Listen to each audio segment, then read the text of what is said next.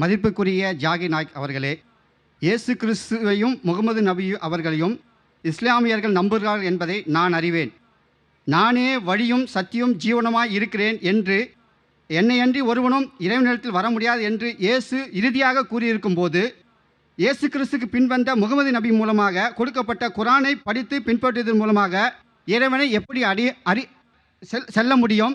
இதற்கு தாங்கள் விளக்கம் தர வேண்டும். ஏனென்றால் இயேசு கிறிஸ்துவே இறுதி என்று சொல்லப்பட்டிருக்கும் போது முகமது நபி எப்படி இறுதியாக ஆக முடியும் என்று கடவுள் சொல்லியிருக்க முடியும்? அதற்கு தாங்கள் விளக்கம் தர வேண்டும். மிக்க நன்றி. Translate in English, please. When Jesus says that I am the way and truth, through me only you can reach my Father.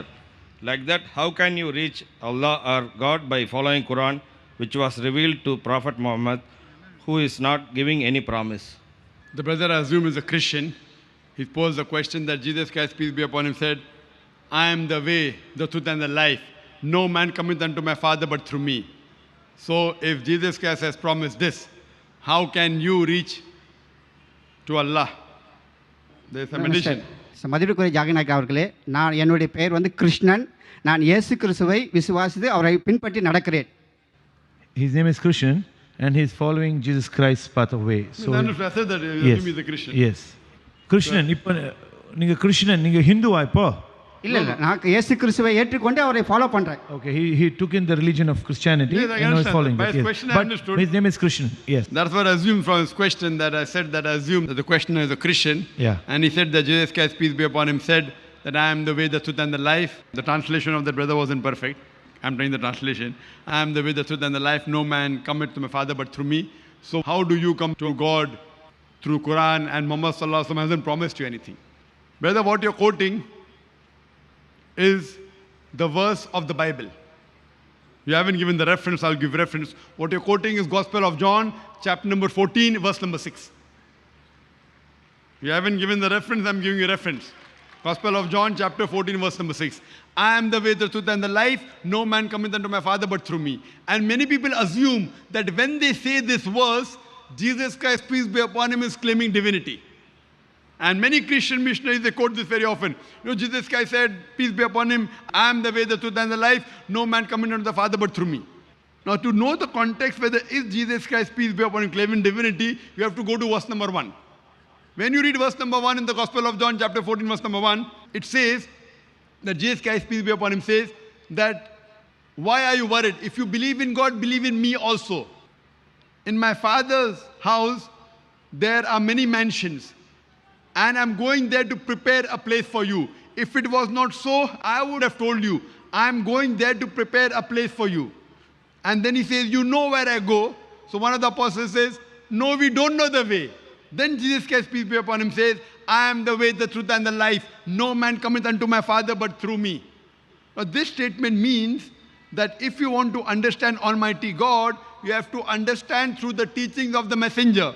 So we do agree in this statement what Jesus Christ, peace be upon him, said is 100% perfect. What he meant was, if you want to reach God at his time, you had to go through his teachings. At the time of Moses, Moses was the way, the truth and the life. No man reached God but through the way Moses taught. At the time of Jesus Christ, we agree, he was the way, the truth and the life. No man came unto the Father but through him.